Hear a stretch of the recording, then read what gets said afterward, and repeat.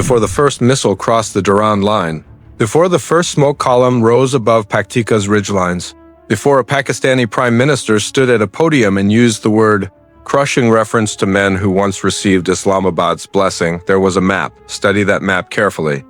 It does not show you two countries separated by a border.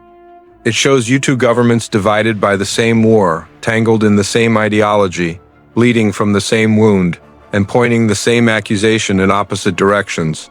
The moment that map became a death sentence for thousands of civilians in eastern Afghanistan happened not in 2024, not in 2023. It happened in 1947, when the British departed and left behind a line drawn in colonial ink across terrain that had never consented to borders. Every strike that followed was, in some sense, that ink being paid for in blood. But we begin not with history. We begin with a specific night. March 2025, the Kunar Valley, a compound dark against darker mountains. Inside it, according to Pakistani military intelligence, a command cell of the Tehrik-i-Taliban. Pakistan, the TTP, was conducting operational planning for attacks against Pakistani soil. Men who had crossed from Khyber Pakhtunkhwa, trained in Afghan territory, been hosted by a government that Pakistan had co-created through decades of strategic calculation, were now preparing to dismember the state that had built them. The missiles arrived before dawn. By the time the sun cleared the Hindu Kush, Pakistan's Inter-Services Public Relations was releasing a terse, precise statement. Targets neutralized. High-value operatives eliminated. Pakistan's right to self-defense exercised under international law. In Kabul, the Islamic Emirate of Afghanistan issued its own statement. What Pakistan had struck, the Taliban government said, was not a terrorist compound, it was a village. The dead were not operatives. They were families. Two statements. One smoking crater, and between them, a question that the 21st century has not yet found the vocabulary to answer. At what point does a patron state become an enemy of its own creation?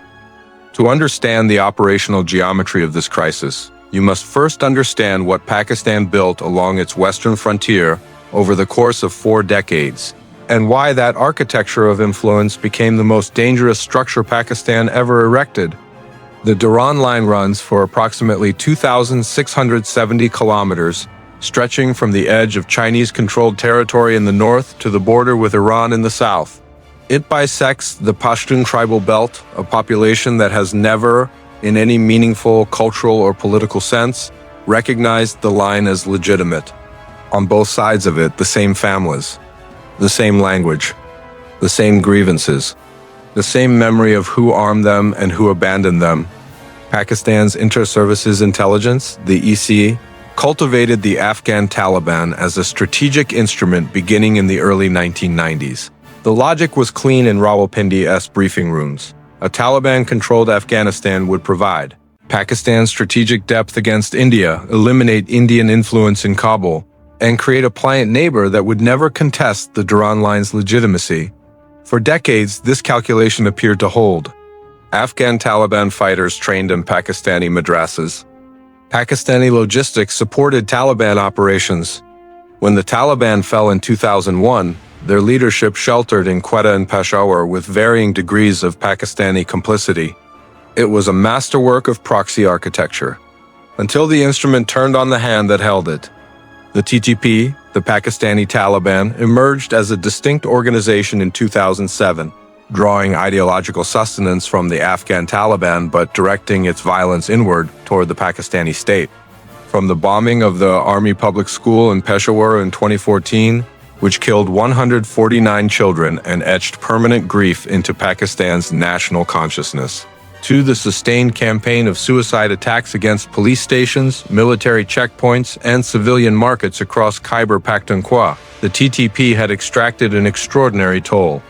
By 2024, Pakistan's government estimated that TTP attacks had killed over 80,000 Pakistani civilians and security personnel since 2007. The economic damage ran into the hundreds of billions. The political cost, the erosion of state authority in the tribal belt, the displacement of millions, was incalculable. And all of it, Pakistan's generals insisted, was being facilitated from across a border they could see but could not, under the previous strategic arrangement, Cross. The Afghan Taliban's return to power in August 2021 had been greeted in some Pakistani circles with quiet satisfaction. The Americans were gone. Indian influence in Kabul had been severed. The long game appeared to have paid out. It took approximately 18 months for that calculation to disintegrate. The Taliban government in Kabul refused to suppress the TTP. Pakistani requests, then demands, then ultimatums produced only diplomatic evasion. The Taliban's position was, if not publicly stated, operationally clear. The TTP were fellow travelers, ideological siblings, men who had fought the same infidel occupation. Handing them to Pakistan would be a betrayal of movement solidarity that the Taliban's own rank and file would not accept. Pakistan found itself trapped inside its own strategic logic. It had spent decades insisting that Afghanistan must not become a base for anti-Pakistan activity, while simultaneously cultivating the very movement that was now hosting anti-Pakistan militants. It had argued that Afghan sovereignty must not be violated, while running operations inside Afghan territory for 40 years. It had demanded the Taliban be recognized as a legitimate government. While the Taliban government openly sheltered its enemies, the trap was elegant in its irony. By 2023, Pakistani military planners had begun drafting what would become a fundamentally different approach. Not diplomacy, not proxy leverage. Direct kinetic action, airstrikes, artillery, and special operations raids across the Durand Line against TTP positions inside Afghanistan. The doctrine had a name inside GHQ Rawalpindi. It was called, with characteristic military understatement, cross-border precision engagement. History would call it something else entirely. To appreciate the strategic weight of this decision, consider what Pakistani military planners were accepting when they authorized cross-border strikes. They were accepting that the Afghan Taliban, an organization whose international recognition Pakistan had lobbied for, whose sanctions relief Pakistan had championed, whose government Pakistan had been among the first to engage diplomatically, would now become, in operational terms, an adversary. They were accepting that every strike on Afghan soil would be a propaganda gift to the Taliban government, which could present Pakistani missiles killing Afghan civilians as proof of Pakistani imperialism. They were accepting that any Pakistani military action inside Afghanistan risked radicalizing precisely the Pashtun border communities whose loyalty Pakistan had spent decades trying to secure. They were accepting, most dangerously, that there was no defined endpoint, no political objective whose achievement would allow Pakistan to declare victory and withdraw. No territory to hold, no government to install, no treaty to sign. They were accepting a war with no exit architecture. This is the cold geometry of the crisis as it stood in early 2025. Not a war of choice, Pakistan's commanders would argue. A war of necessity. A calculation that the cost of inaction, continued TTP attacks degrading Pakistani state authority in its own territory, exceeded the cost of action, however open-ended and operationally uncertain. That argument has a logic to it. It also has the same logic that has ended empires. The Pakistani armed forces bring to this conflict one of the larger and more operationally experienced militaries in the world. An active force of approximately 654,000 personnel. An air force equipped with F-16 Fighting Falcons, JF-17 Thunder multi-role fighters, and Chinese-supplied J-10C aircraft, the latter a significant upgrade in capability, that had entered service only in 2022. An artillery corps with extended-range rocket systems capable of reaching targets 70 to 150 kilometers beyond the frontier. Special Operations Forces, SSG, the Special Services Group, with decades of experience in exactly the terrain type that dominates the Afghan-Pakistani border. Against this, the Taliban government commands forces of uncertain but substantial number. The Afghan National Army collapsed in 2021, but its former equipment, American-supplied vehicles, helicopters, some artillery, was partially absorbed into Taliban formations. Taliban fighters are not a conventional army. They are an insurgency that has governed. Their strength is not in combined arms operations or air power, of which they have essentially none in serviceable condition. Their strength is in what it has always been: terrain, knowledge, population, embeddedness, patience, and the political cost they can impose on any attacker. Pakistan possesses overwhelming firepower. Afghanistan possesses overwhelming geography. And between those two asymmetric advantages, the Kunar Valley waits. Prime Minister Shehbaz Sharif's statement, delivered to Pakistan's parliament and broadcast across a nation that had grown exhausted by TTP violence, was specific in its ambition and general in its method. Pakistan's forces, the Prime Minister said, were ready to crush the terrorists wherever they sheltered. The word crush entered the strategic vocabulary of this crisis and did not leave. It implied finality, it implied capacity, it implied a political will to sustain military action until an endpoint undefined, perhaps indefinable, was reached. It also, to those who study the history of states that have used that word in relation to guerrilla movements, implied something else: overconfidence. Not in the military instrument itself, which was real and capable and had been honed by decades of counterinsurgency experience, but in the political theory underneath the military action. The idea that aerial bombardment and cross-border strikes could solve a problem that had its roots not in geography but in ideology, in governance failure and poverty, in the unresolved question of what the Pashtun tribal belt owes to states, it has never fully accepted. Steel can destroy a compound. It cannot destroy a grievance. As Pakistani strike aircraft banked over the mountains and Pakistani artillery tubes elevated their barrels toward coordinates in Kunar and Khost and Paktika, something that had been building for 40 years reached its operational expression.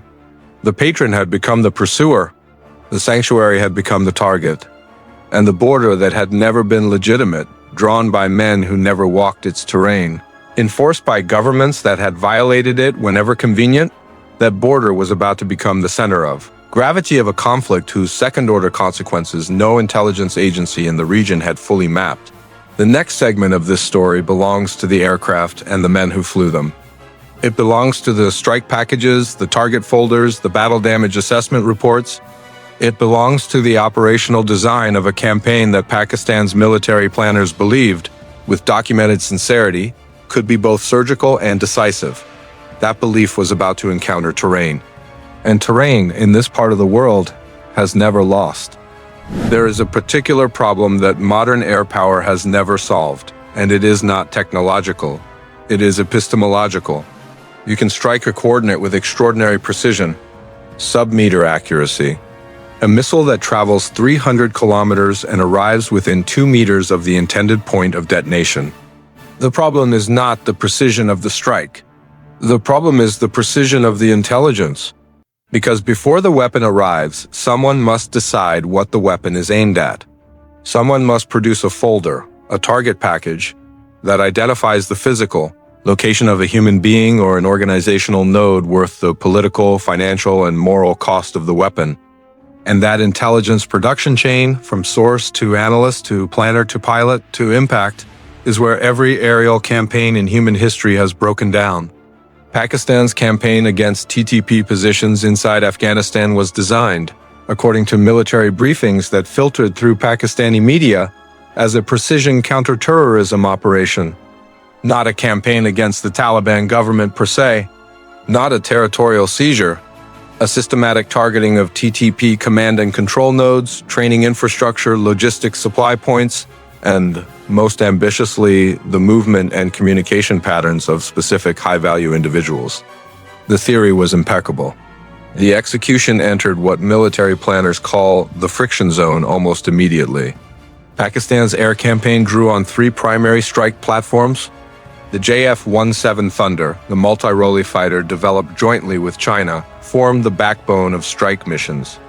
In its Block 3 variant, the version operational with Pakistan, Air Force squadrons by 2023, the JF-17 carries an active electronically scanned array radar, beyond visual range air-to-air missiles and a strike loadout capability that includes GPS and laser-guided munitions with a standoff range sufficient to prosecute targets from Pakistani airspace.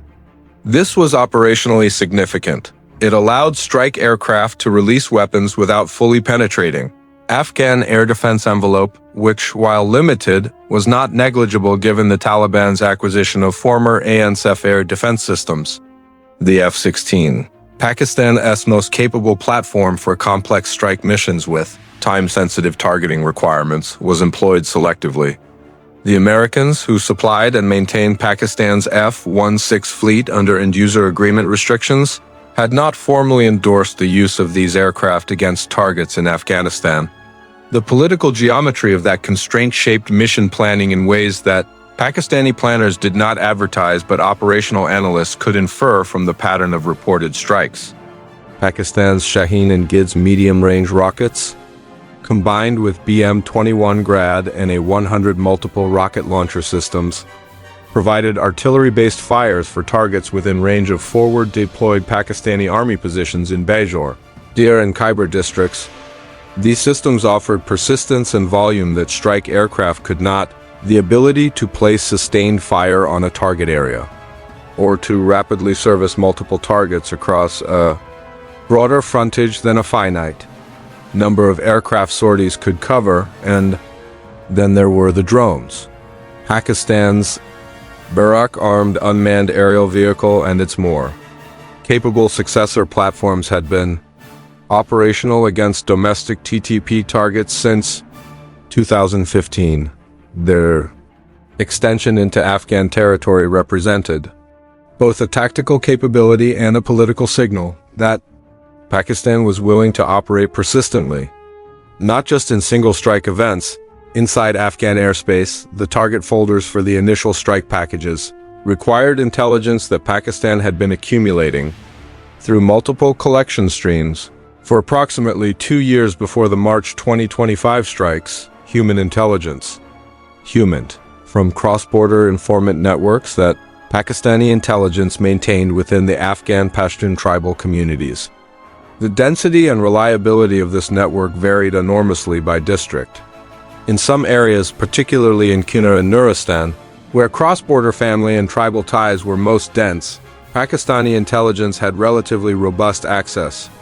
In others, particularly in the interior provinces where Taliban social control was tighter, the network was thin, outdated, and vulnerable to deliberate deception. Signals intelligence is again drawn from monitoring of communications channels used by TTP operational cells. The TTP, like most mature insurgent organizations, had adapted its communications security substantially since 2007. Use of encrypted messaging platforms, strict communication discipline, courier-based command traffic for the most sensitive operational planning. These practices degraded Pakistan's SIGINT picture significantly. Imagery intelligence, INT from both satellite and airborne collection platforms, including persistent surveillance of identified compound complexes in Kunar-Sarkani, Chowke, and Narang districts where Pakistani intelligence assessed TTP infrastructure was concentrated. The synthesis of these streams produced target packages of varying confidence. Some were assessed with high probability, specific compounds used consistently for specific functions, confirming multiple collection sources over extended observation periods. Others were assessed at lower confidence, flagged as probable or likely TTP infrastructure in language that, in the briefing room, sounds like professional caution, and on the ground, when the weapon impacts, sounds like a reason someone's family died for nothing. The first wave of strikes in the March 2025 operation hit 8 primary targets across 3 districts. In Kunar and Paktika provinces, the selection logic was layered. Priority 1, communications and command nodes. Priority 2, training complexes. Priority 3, weapon storage and logistics facilities. The intent was to disrupt the TTP's ability to plan and execute attacks against Pakistan over a 90 to 180 day horizon, to degrade operational tempo, force a dispersal of command structures, and impose replacement costs on the organization's leadership cadre, Pakistani military. Briefings in the aftermath claimed a significant number of militants killed in the strikes. The number shifted through multiple iterations of official communication, As numbers in military briefings tend to do, the Taliban government in Kabul released its own assessment within hours. The dead, Kabul said, were not militants. They included women and children. This was not simply a propaganda counter-narrative. Several journalists who reached the strike sites within 72 hours reported finding the physical evidence of residential occupation, cooking implements, children's clothing, domestic animals, the architectural details of family compounds rather than the operational geometry of military facilities. The intelligence picture had been, in some instances, wrong. This was not exceptional. It was the rule. Every air campaign in the modern era has produced this discrepancy between the target folder and the ground truth. The gap between what intelligence says a building contains and what a building actually contains on the night a weapon arrives is one of the fundamental, unresolved problems of 21st century warfare. Pakistan's military, to its credit, did not pretend the problem didn't exist. It acknowledged in carefully worded statements that all necessary precautions were taken to minimize civilian casualties. That language is specific. It is also, to anyone who has studied the juridical and operational meaning of military necessity and proportionality in the laws of armed conflict, not quite an admission and not quite a denial. The Taliban's response to the strikes was immediate, multi-dimensional and operationally sophisticated. Within 24 hours of the initial Pakistani strikes, Taliban forces in the border districts had deployed additional infantry units to forward positions along the Durand Line. This was not a preparation for a conventional cross-border offensive. Taliban commanders were not suicidal. Pakistan's army maintained substantial forward positions and heavy weapon superiority in any conventional engagement along the frontier. But the Taliban's forward deployment served multiple purposes simultaneously. It demonstrated resolve to a domestic Afghan audience that was outraged by the strikes and demanding a response. It created tactical ambiguity for Pakistani commanders, who now had to devote collection assets to monitoring Taliban force disposition rather than exclusively focusing those assets on TTP targeting, and it raised the political temperature in a way that complicated Pakistani decision-making about follow-on strikes. A Pakistani strike that killed Taliban soldiers who had demonstrably deployed to a border position was a fundamentally different political event than a strike against a TTP compound in a mountain valley. The Taliban had moved a piece onto the board that changed the character of the game. Across the border in Pakistan's tribal belt, the TTP's own operational response began to manifest within weeks. TTP commanders who had been operating from the struck districts dispersed, as any competent adversary would, to pre-identified alternate locations. The organizational resilience of the TTP reflected 40 years of hardening under exactly the kind of pressure Pakistan was now applying, albeit from the Pakistani side rather than the American side. TTP cells that had been using communication systems identified by Pakistani SIGINT went dark and re-established contact on new channels. Command structures that had been geographically concentrated dispersed into smaller, more survivable nodes. The strikes had imposed costs. Genuine costs. The death of experienced operational planners. The destruction of physical infrastructure. The disruption of logistics chains, but the TTP did not collapse. It adapted, and in adapting, it demonstrated the central tactical problem of Pakistan's approach. The campaign was designed to degrade a network, but networks do not die at the speed of steel. They die, if they die at all, at the speed of ideas, and Pakistan had brought no weapon capable of firing at that target. In Rawalpindi, Pakistani military planners were processing battle damage assessment with the unsentimental precision of professionals. Some assessments were satisfying. Confirmed kills of named individuals who had appeared on target folders. Destruction of physical infrastructure that would require months to replace. Documented disruption of TTP attack planning cycles, evidenced by a measurable decline in attempted infiltrations into Pakistani territory in the 30-day window following the strikes. Other assessments were uncomfortable. The civilian casualty reports, the diplomatic fallout which had been anticipated but whose intensity exceeded modeling, the Taliban's forward deployment, which had required a recalibration of Pakistani force posture along sections of the frontier that had previously been lower priority, and, most troublingly, the intelligence gaps that the post-strike analysis was revealing. Several targets that had been assessed as high-confidence TTP infrastructure turned out, upon post-strike analysis of imagery and ground reporting, to have been vacated days before the strikes.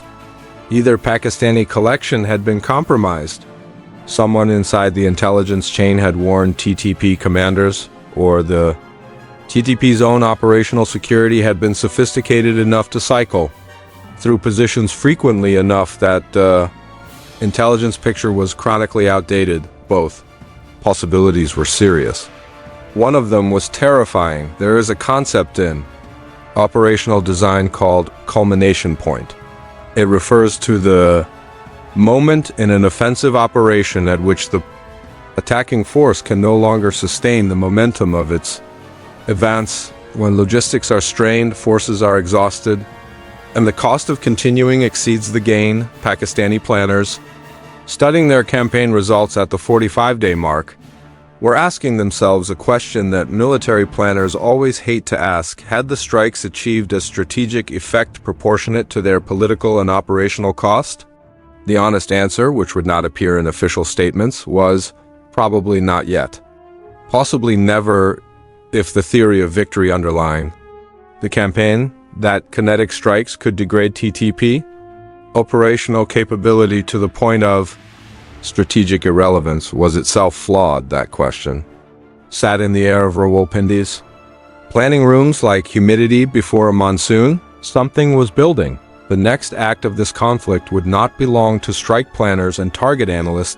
It would belong to the border, to the terrain, to the 2,670 kilometers of unresolvable geography that had been generating its own logic since long before Pakistan existed as a state. There is a ridge in Kunar province, unnamed on most maps, unremarkable in satellite imagery, barely distinguishable from the hundreds of ridgelines that corrugated the landscape between the Kunar River and the Pakistani border, that the Taliban understood before Pakistani planners had finished drawing their target folders. It commands 3 approach routes simultaneously. From that ridge, a handful of fighters with heavy machine guns and mortar could make the passage of a battalion strength force an exercise in organized hemorrhage, not stop it, not destroy it, but make it cost enough and take enough time that every strategic calculation made in an air-conditioned operations room in Rawalpindi would have to be revised.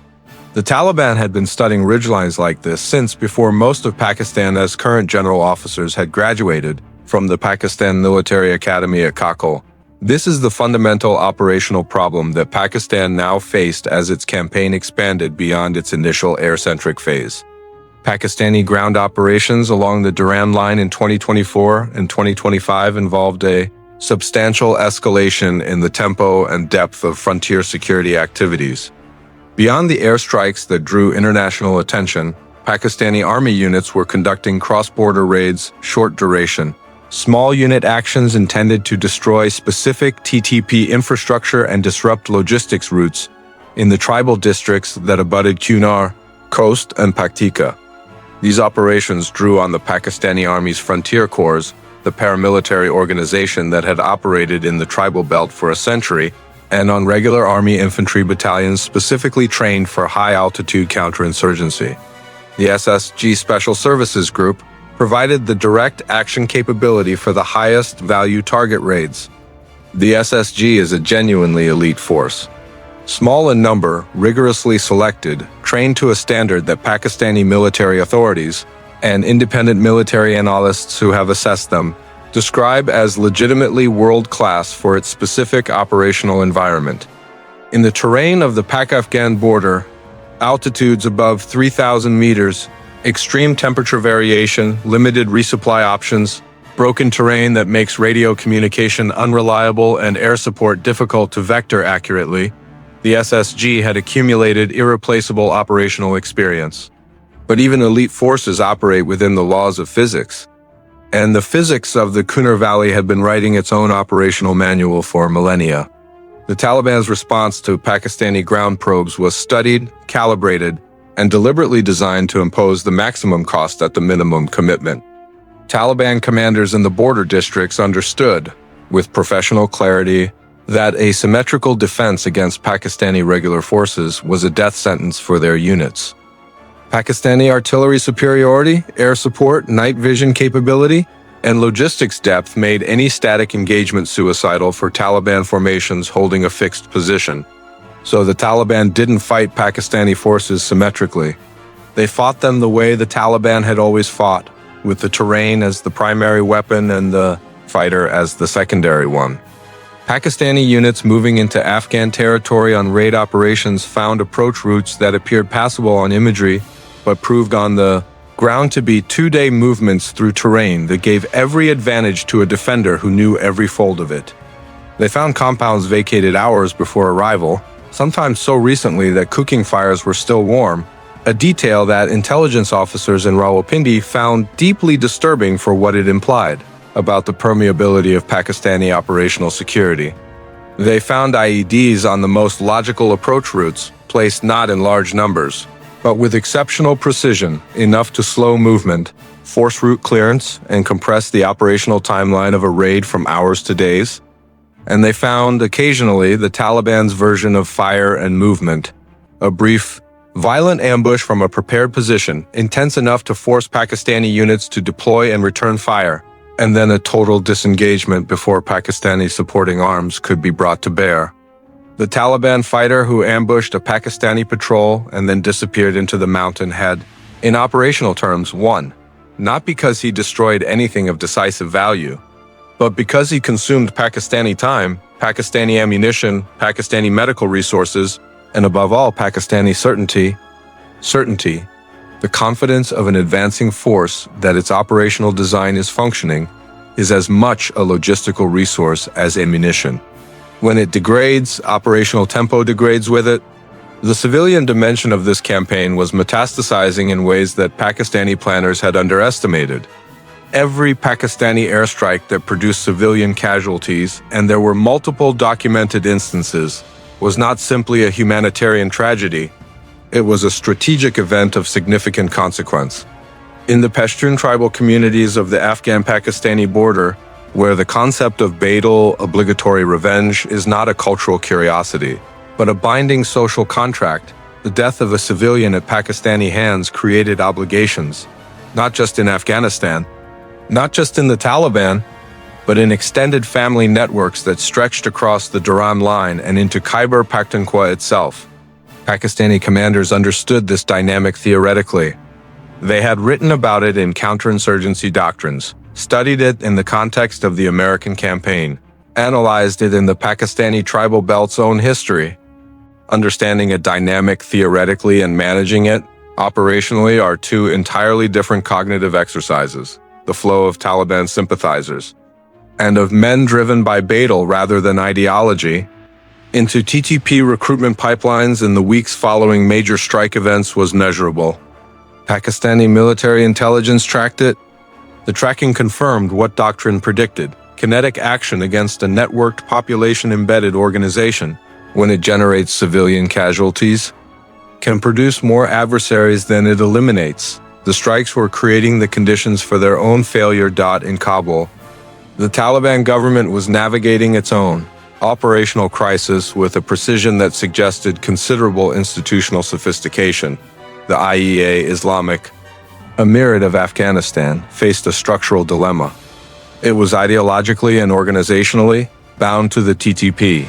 Suppressing the TTP would require the Taliban to turn its weapons on men who were, by every measure that mattered in Taliban political culture, brothers. Men who had fought the same enemy, men whose commanders sat at the same tables, men whose families were intertwined by marriage, and movement across the same tribal geography. But allowing Pakistan to strike Afghan soil without meaningful response risked something equally dangerous: the perception that the Taliban government was incapable of defending Afghan sovereignty. In a political culture where credibility depends on demonstrated willingness to fight, the appearance of passivity under Pakistani strikes was corrosive to the Taliban's legitimacy. The Taliban's resolution to this dilemma was elegant in its operational efficiency. They did not fight Pakistan directly. They did not mobilize for conventional cross-border operations that Pakistan's military superiority would have turned into a catastrophe. They did not suppress the TTP, which would have been a domestic political catastrophe. Instead, they allowed, and in some documented cases facilitated, the TTP's operational adaptation to Pakistani strikes. They provided the territorial depth, the logistical infrastructure, and the sanctuary that enabled TTP cells disrupted by Pakistani action to reconstitute elsewhere. They managed the information environment, publicizing civilian casualties, positioning themselves internationally as victims of Pakistani aggression with media sophistication that several regional analysts found surprising for an organization better known for destruction than communication. The Taliban were winning the information campaign while fighting no conventional battle. Pakistan's military found itself in an operational posture that had a historical precedent, and that precedent was not encouraging. The precedent was the American experience in Afghanistan between 2001 and 2021, a militarily dominant external power conducting precision strikes against a networked, terrain-embedded, population-backed adversary. A campaign designed to degrade a specific organization that kept reconstituting. An operational approach that generated civilian casualties, which generated new adversaries, which required more strikes, which generated more civilian casualties in a loop that showed no mathematical path to resolution. Pakistani generals did not appreciate this comparison. They pointed, with justified irritation, to the fundamental difference. Pakistan was not an occupying power. Pakistan was a neighboring state defending itself against cross-border attacks. Pakistan had an exit. It was already home. It didn't need to hold Afghan territory. It needed only to make Afghan territory too costly for the TTP to use freely. The argument had merit. It also had a flaw. The flaw was that the TTP's ability to use Afghan territory depended not only on the TTP's willingness to accept the cost of Pakistani strikes, but on the Taliban government's tolerance of TTP presence. And the Taliban's tolerance of TTP presence was not going to be altered by Pakistani airstrikes. It might in fact be hardened by them. The military instrument was being applied to a problem that the military instrument could not solve. Rawalpindi knew this. It struck. Anyway, because the alternative, accepting an ongoing TTP campaign against Pakistani civilians and soldiers without visible response, was, in the political arithmetic of a Pakistani government facing elections and a military facing questions about its institutional competence, not operationally acceptable. Sometimes states go to war not because war is likely to work, but because the political cost of not going to war is higher than the strategic cost of going to war and failing. This is not cynicism. It is the grammar of statcraft. By the summer of 2025, Pakistani military operations along the Afghan frontier had entered a phase that operational analysts describe with a specific and sobering term: strategic stalemate with escalatory pressure. Translation: neither side was winning. Both sides were escalating, and the escalation was producing costs that exceeded the gains for both parties, while removing the political space that might have permitted a negotiated pause. What happened next did not happen on a battlefield. It happened in the logic of institutions under pressure. The internal Pakistani military debate in this period was not between hawks and doves. It was between two different theories of escalation. The first theory argued for deeper strikes, the extension of the target set beyond TTP infrastructure to include Taliban military facilities that were demonstrably supporting TTP operations. The logic was compelling in the briefing room. If Taliban forces were providing logistics, communications and territorial sanctuary to the TTP, then Taliban military infrastructure was a legitimate target under any reasonable interpretation of the laws of armed conflict. Striking Taliban military assets would impose a cost directly on the organization providing TTP cover, and would signal a willingness to escalate that might, theoretically, alter Taliban calculations. The second theory argued for restraint, a pause in kinetic operations combined with a diplomatic offensive, engaging Taliban interlocutors through Chinese and Qatari channels with a specific, verifiable demand set: expel TTP senior leadership, deny TTP access to Taliban-controlled logistics networks, cooperate on cross-border intelligence sharing. Backed by the credible threat of resummist strikes, this approach might extract behavioral change without the escalatory risks of striking Taliban forces directly. Both theories had advocates. Both had substantive arguments. Neither could demonstrate a historical precedent for success. In this specific operational context, the Taliban's tactical escalation along the Durand Line reached its first critical threshold in late spring. Taliban frontier forces, now significantly reinforced from interior provinces, began conducting what could only be described as calibrated harassment operations. Not full-scale attacks on Pakistani frontier posts.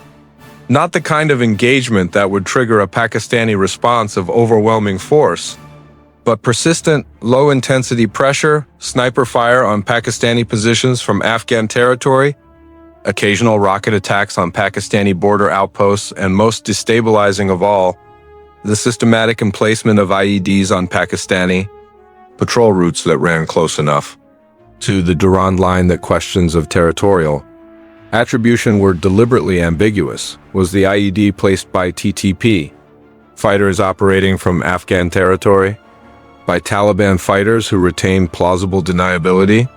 By local commanders acting on personal initiative? By a coordinated Taliban policy designed to impose costs without provoking a Pakistani response of disproportionate scale?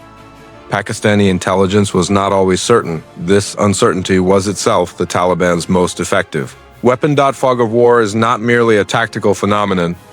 It is a strategic instrument deployed deliberately by a sophisticated adversary to paralyze the decision-making of a more powerful opponent, Pakistani public opinion.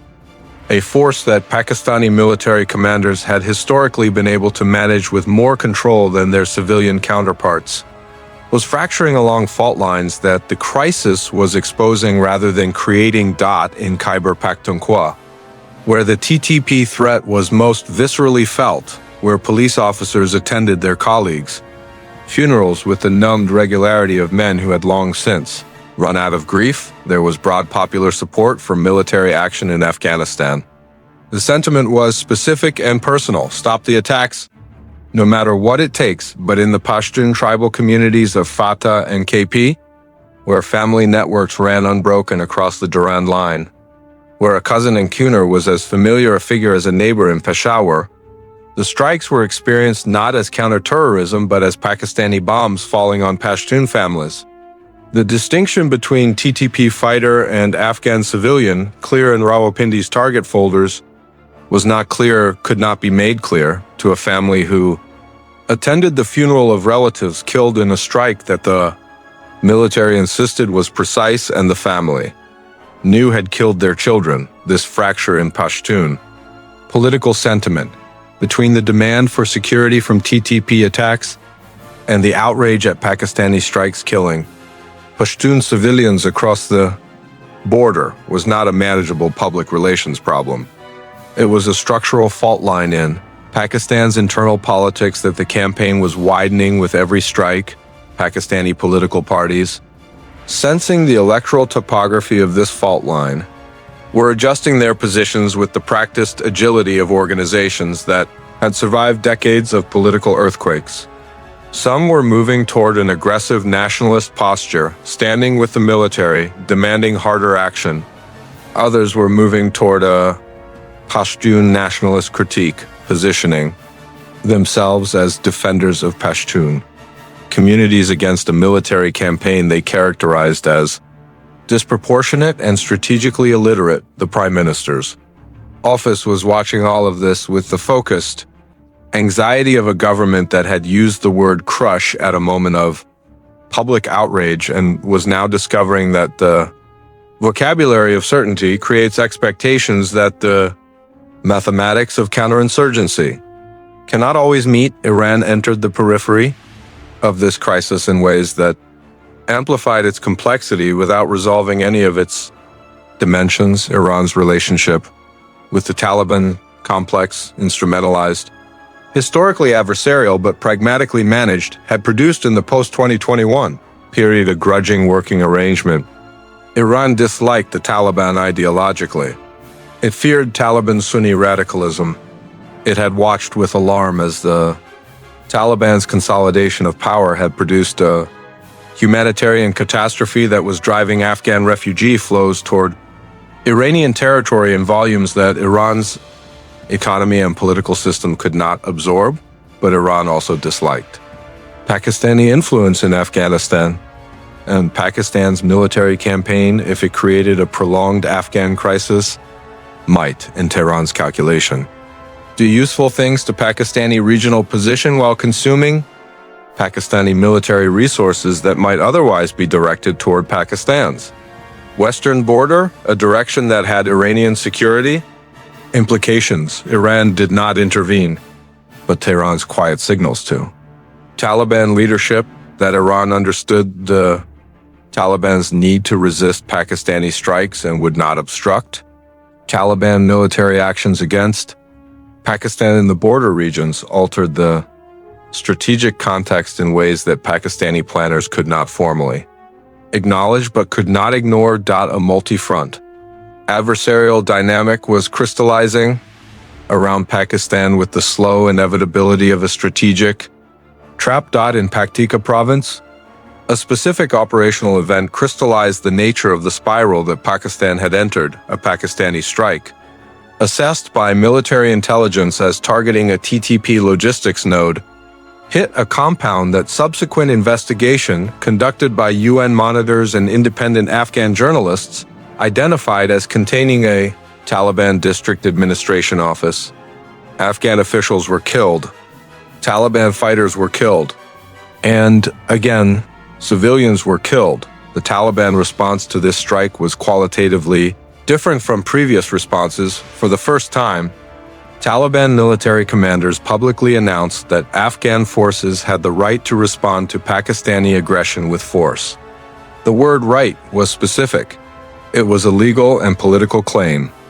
It was the Taliban inserting itself into the conflict not as a passive host of TTP sanctuary, but as an active party with its own military legal posture. This was escalation, deliberate, calibrated, and potentially irreversible. Pakistani military planners stared at the intelligence report of this statement with the specific alertness of professionals who recognize when a threshold has been crossed. For months, the operational fiction maintained by both sides for reasons of political convenience had been that Pakistani strikes were against TTP, not Taliban, that the Taliban and Pakistani forces were not formally in a state of conflict, that diplomatic channels remained open and that a negotiated pause was theoretically possible. That fiction was becoming increasingly difficult to maintain. In a conflict that loses the fiction of limited war tends to find the reality of something much larger. There's a concept in crisis management called the stability-instability paradox. It describes a situation in which the existence of extreme escalation risk, the potential for a conflict to spiral into a catastrophic exchange, actually enables lower-level violence by making full escalation seem impossible to either party. Both parties know the conflict cannot escalate to its ultimate expression. Therefore, both parties feel freer to push at lower levels. The paradox is that this calculation is only stable as long as both parties correctly assess the other's tolerance for escalation. When that assessment fails, when one party miscalculates how far the other is willing to go, the paradox collapses. Pakistan and Afghanistan entered the stability instability. Paradox in full during the autumn of 2025, the incident that pushed the crisis toward its most dangerous threshold did not begin as a Pakistani Operation. It began as a TTP attack, a convoy of Pakistani army vehicles on a resupply route in North Waziristan was struck by a complex ambush, IED, followed by direct fire from multiple positions. A tactical signature that indicated not improvised insurgent action but trained, coordinated, well-resourced military planning. 14 Pakistani soldiers were killed. 11 were wounded. 1 vehicle was destroyed and 2 were disabled. Pakistani intelligence, working through SIGINT intercepts and human sources within 72 hours, traced the operational planning for this ambush to a specific Taliban military compound in Paktika, a facility that Pakistani analysis assessed as having provided the weapons, the communication coordination, and the cross-border movement facilitation that made the ambush possible. This was a different kind of intelligence assessment from the previous target packages. This was not a probability estimate about infrastructure that might be used for TTP purposes. This was a direct, time-sensitive linkage between a Taliban military installation and the killing of Pakistani soldiers. The target package went to the Chief of Army Staff. The authorization came back within hours. The Pakistani strike on the Paktika Taliban compound was, by any operational measure, exceptionally precise. 4 JF-17 aircraft, operating from a Pakistani airbase, approached from Pakistani airspace at altitude and released precision-guided munitions on pre-surveilled coordinates. The compound was destroyed. Pakistani battle damage assessment confirmed the destruction of the physical structure and, based on post-strike imagery and subsequent HUMINT, the killing of several Taliban military personnel. It was, from a purely tactical perspective, a competent and effectively executed strike. It was also the most consequential Pakistani military action since the crisis began, because it was not, by any available intelligence assessment, a TTP strike. It was a Pakistani strike on Taliban military forces. The operational fiction was over. The Taliban's response was immediate and formally military in character. For the first time, Taliban forces along the Kunar and Paktika frontages fired artillery and rockets at Pakistani frontier positions, not TTP fighters, not deniable proxies.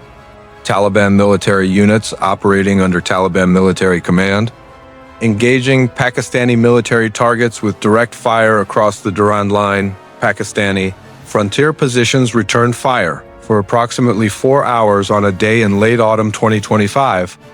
Pakistani and Taliban military forces were in direct, acknowledged, reciprocal combat. 4 hours, enough time for every intelligence agency in the region, EC, RAW, the CIA, MI6, Iranian intelligence, Chinese MSS, to reach the same urgent conclusion simultaneously and reach for telephones, because the two parties who had just begun shooting at each other across a 2,670-kilometer frontier shared a deeply uncomfortable nuclear dimension that no one in any regional or global capital wanted to see. Activated. Pakistan is a nuclear weapon state. Its nuclear doctrine, full-spectrum deterrence, involves tactical nuclear weapons as well as strategic ones. And Pakistan has been explicit that its nuclear threshold is not limited to existential threats to Pakistan's territorial integrity. Pakistan's nuclear calculus has historically been framed around the Indian threat, but the institutional logic of nuclear deterrence does not permit clean compartmentalization. Afghanistan is not a nuclear state.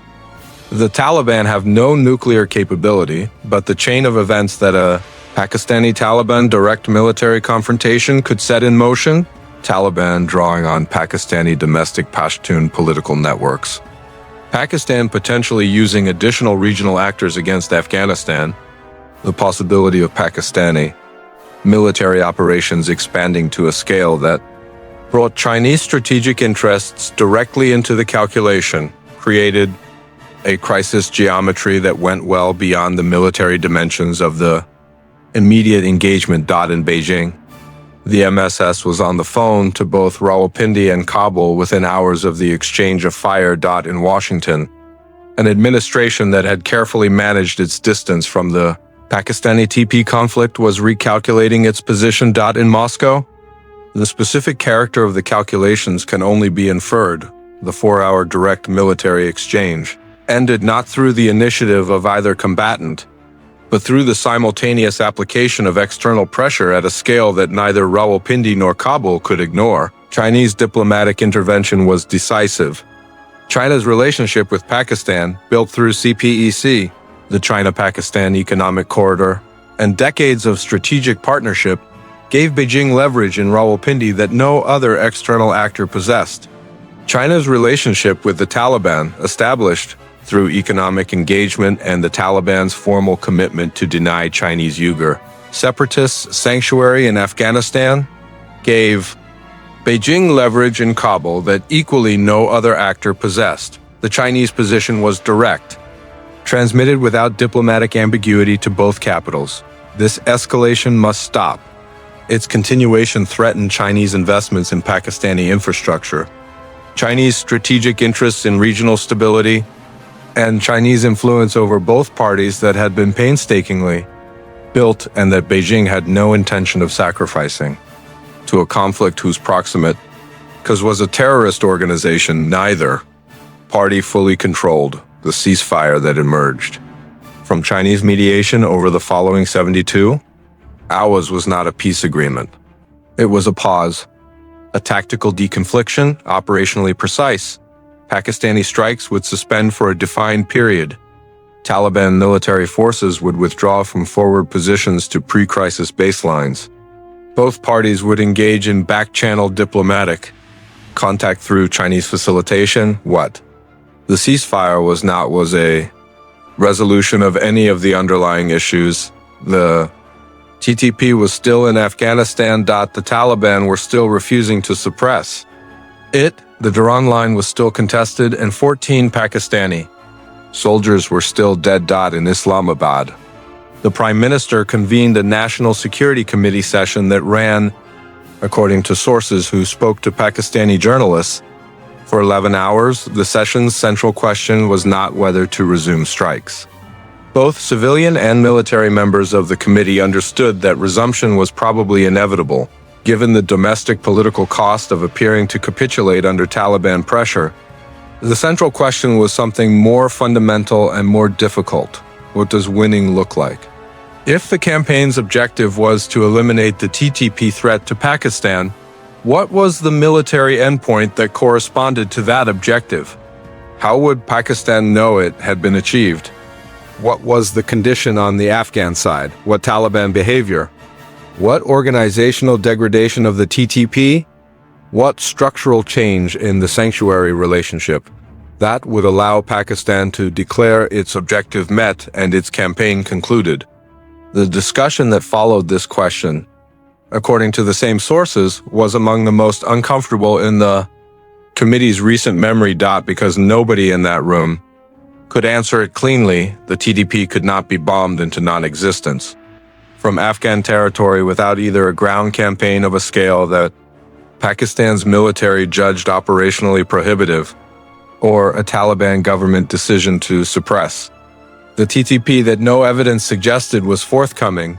The Taliban government could not be coerced into suppressing the TTP by airstrikes that were simultaneously generating Afghan civilian casualties, hardening Afghan public opinion against Pakistan, and providing the Taliban with an international legitimacy narrative that it had been unable to generate through governance alone. Pakistan could sustain the strikes indefinitely, but sustaining them indefinitely while achieving neither the elimination of the TTP nor the behavioral change from the Taliban was not a strategy.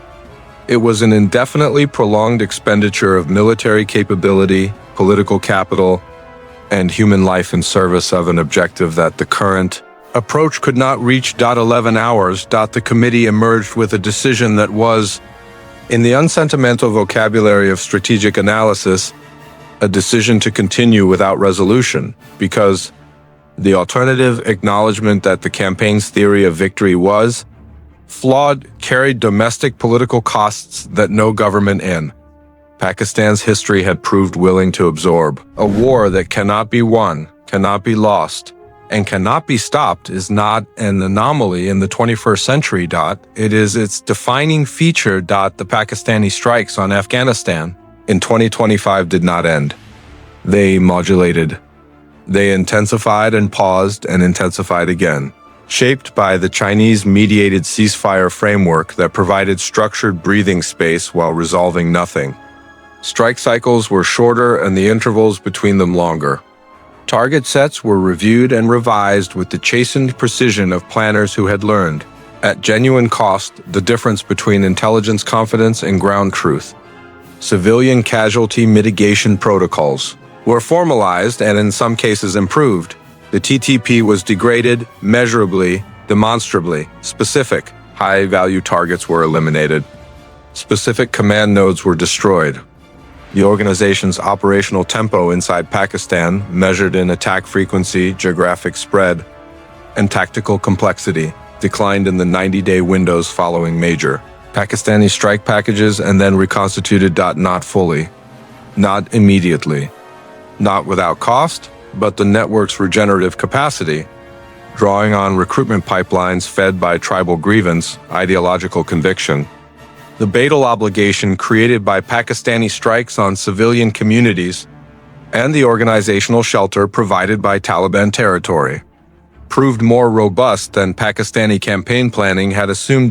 By early 2026, Pakistani security analysts were publishing assessments that described the TTP not as a broken organization, but as a stressed one, operationally constrained, leadership disrupted, logistically pressured, but institutionally intact and strategically persistent. This is not failure. It is also not success. It is the condition that modern counterterrorism produces when it is applied without a complementary political strategy, sustained management of a threat that persists below its former peak, consuming resources and generating costs. Indefinitely, the Taliban's institutional position in this aftermath was both strengthened and complicated in ways that may take years to fully resolve. Strengthened because the Pakistani strikes and the Taliban's visible resistance to them, partial, calibrated, diplomatically managed but publicly displayed, gave the Taliban government a nationalist legitimacy narrative that no amount of governance competence could have generated. Defending Afghan soil against Pakistani aggression was, in the political culture of the tribal belt and the broader Afghan national consciousness, exactly the kind of state behavior that produces popular legitimacy. The Taliban had inadvertently been given a gift by Pakistan, complicated, because the crisis had exposed the limits of Taliban's strategic flexibility. The IEA government had been trying to manage its international isolation, pursuing trade relationships, seeking sanctions relief, engaging diplomatically with regional neighbors in ways that required demonstrating a minimum of state-like behavior. The Pakistani crisis forced the Taliban to prioritize solidarity with the TTP over the gradual normalization process, a prioritization that some Taliban pragmatists in the foreign ministry and the intelligence apparatus understood was strategically costly even as they could not politically avoid it. The Taliban remained in power, but their path to international recognition, always narrow, always conditional, had been further compressed by a crisis that reminded the world and reminded Kabul of the fundamental incompatibility between harboring a designated terrorist organization and seeking international legitimacy. The civilian toll of this conflict remains and will remain the most enduring moral and strategic fact of what Pakistan did in Afghanistan in 2025. The precise number of civilians killed in Pakistani strikes will likely never be definitively established. Afghan authorities, Pakistani military authorities, UN monitors, and independent journalists produced widely varying estimates throughout the conflict, shaped by access limitations, methodological differences, and in some cases, deliberate manipulation by parties with interests in specific narratives. What is not in dispute is that civilians died in Pakistani strikes, families, children, People whose relationship to the TTP was, at most, geographic. They lived in the same terrain that the TTP used, in the same villages, sometimes in compounds that shared walls with TTP-affiliated infrastructure, sometimes simply in the wrong place on the night that a target package was authorized. These deaths are not erased by Pakistan's genuine security interests. They are not made acceptable by the reality of TTP violence against Pakistani civilians. They are not rendered strategically irrelevant by the legal framework of proportionality, under which Pakistani military planners justified their targeting decisions. They are simply deaths, permanent, generative, each one a seed in soil that has been growing exactly this kind of harvest for 40 years. The broader regional architecture of the crisis left specific legacies in several dimensions. For Pakistan, the campaign accelerated a reckoning with a strategic question that Pakistani grand strategy had deferred for decades. What is Pakistan's fundamental relationship with political Islam as an instrument of foreign policy?